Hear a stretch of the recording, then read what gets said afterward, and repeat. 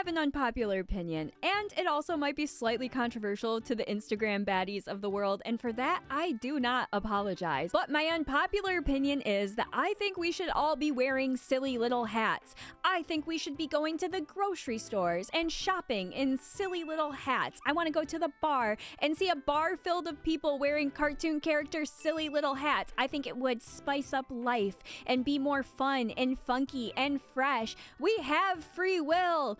We have the ability to be wearing silly little hats everywhere we go, yet society says no. Well, I'm here to possibly change your mind on this and also teach you how to make your own silly little hat. Now, obviously, as a huge supporter of this silly little hat movement, I already own my own silly little hat, but I want more variety, different colors for different moods, different vibes for different functions. So my plan is to take my already perfect existing silly little hat and basically just copy it, but make something new. So my new hat is inspired by the Pokemon Buneary. I knew before I even picked the Pokemon that I wanted to do like an e-girl style bunny hood with like long, cute, floppy ears. And also a year ago, I made my friend Jack this like super cursed Buneary plush, and I still had a ton of fabric left over from when I made that. So that's why I picked Buneary. So as most projects in life start, I had to first go to the literal drawing board. I started out by sketching my idea on my iPad. Here's how that ended up turning out. Please don't judge me. I know I'm bad at drawing, okay? But I promise I am slightly less bad at sewing. So the final product will look like a million times better than this, okay? So once I felt good and confident with my design, I had to get it peer reviewed by my supervisor. He loved it though, so we moved forward with the design. I started out by sketching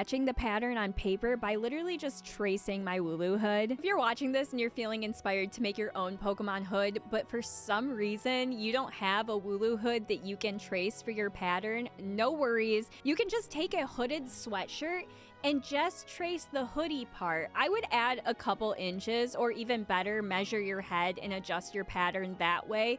But tracing this will literally give you the same exact shape as this. Once you have your pattern all drawn out on the paper, you can either trace that onto the fabric or just cut around it. You'll be cutting out 4 for this template. So 2 on the outside and then 2 for the inside liner. I'm actually using white for the inside. I'm not sure if it's gonna look good, but it's what I had. And plus it's super soft, which will feel nice on my face. Okay, I do want to mention this just in case you are taking this as a tutorial and you happen to be a very beginner sewer, that when you buy fabric, the fabric will have a front side and a back side. The front side is where your pattern is going to be more vibrant or the fabric will be more fuzzy, and then the back side, it will be less fuzzy and less vibrant. So this is important to note because when you take your paper pattern that you just made and start cutting out your fabric pieces, you need to make sure you are flipping that paper pattern so that you are creating 2 right pieces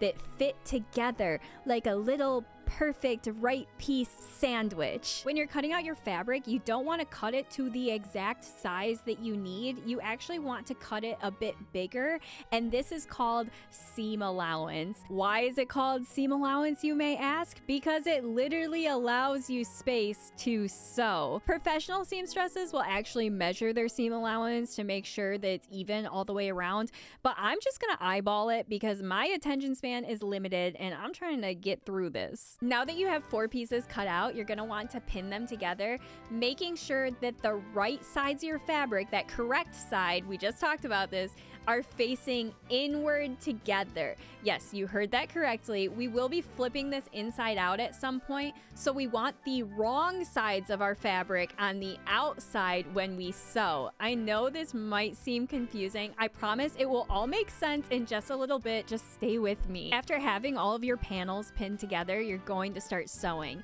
You want to make sure though that you don't sew completely around and that you leave a little opening in the corner because like I said earlier, ear, we're going to flip this inside out. So you have to leave a hole. And in case you were wondering, like, why are we flipping it inside out? Why can't I just sew them together?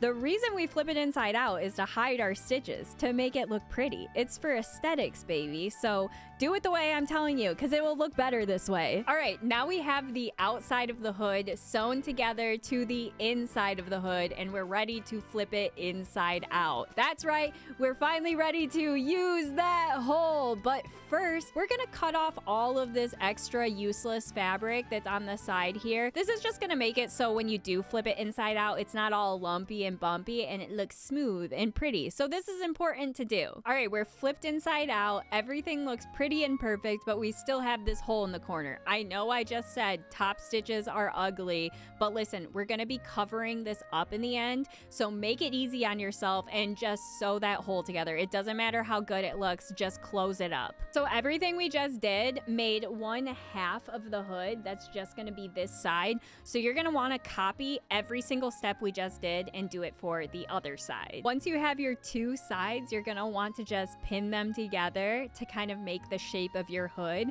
I also recommend at this point trying it on just to make sure it fits okay or it isn't too big or you need to make adjustments. You don't have to do this, but I do recommend it. All right, we feel good about the fit, so now we're ready to just sew it together. You're going to be sewing down the back spine of the hood, leaving the front flaps open. And just like before, we're sewing inside out to hide our stitches. Yay, we're learning. I do want to mention, if you are using a fleece material like I am or something thicker, you might want to make sure you're using the proper needle. Otherwise, your machine's going to be struggling because we are now going through 4 layers of fabric. So at this point, we've essentially made a almost functioning hood. You should be able to put it on and tell this is a hood, but it's not cute or silly. So we have to add the ears now. As the CEO of this project, I decided to make an executive decision and make the one ear floppy because I like how it looks. I know it's not anatomically correct based off of Buneary's design,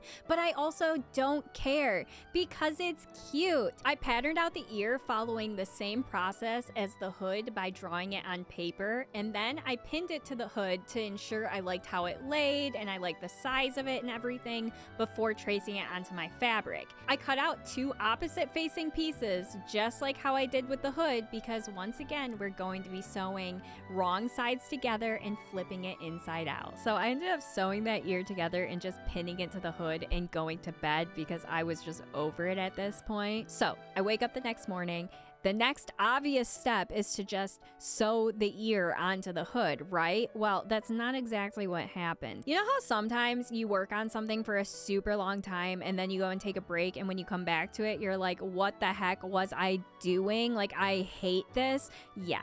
That's what happened. So I decided to remake the ear by tracing over that ear I just made, but making it bigger and floppier and just more proportioned to the hood. Basically repeating all the steps that we just did to make the new ear. I'm really happy I did though. Like, this was absolutely necessary for the desired final product that I was going for. I was about to start making the pattern for the second ear, but then I had like the biggest brain idea to just cut the top of that first ear that I made and stuff it, and honestly I think it turned out fine. It's hard to make that little chode ear look right, so that's the actual Pokemon design's fault, not mine. I did my best with what I was working with, okay? If you've made it this far, congratulations, you are essentially a professional machine sewer, but now it's time to learn a new skill. We're going to be doing hand sewing. I'm not going to teach you how to hand sew. You're going to have to look up a different YouTube video for that.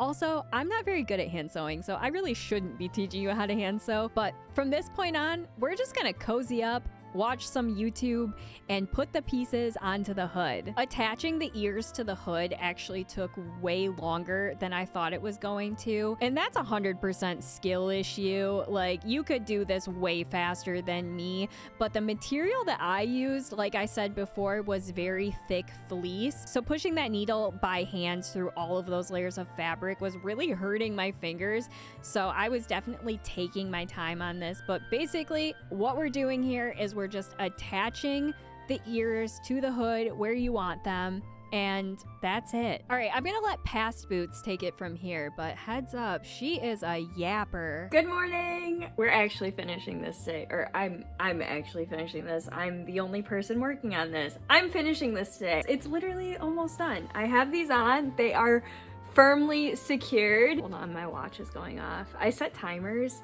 to remind myself to drink water. So pathetic, but it's true. I literally have to set timers every 20 minutes to remind myself to drink water, because if I don't, I will just dehydrate and feel like crap. Anyway, as I was saying, we are finishing this today. All I have to do is put on the little fuzzy bits and close her up. So easy peasy lemon squeezy. I'm going to cut the little bits that I need and then just sew them on, and that's it, and then it's done. I'm gonna be honest with you, I actually don't know how to explain how I attached this fuzzy yellow fabric to the ears. I was truly just winging it as I was going. Luckily for me, the fuzzy fabric actually hid all of my stitches, so I didn't have to be clean about the process at all. I was just kind of like sewing where the vibes were right, and it worked out. So if you're doing this at home, just wing it. I believe in you, it will work out. Ta-da! Guys, I'm so sorry. I forgot to film the very last step, but it's not complicated, so I'm just gonna explain it really quick.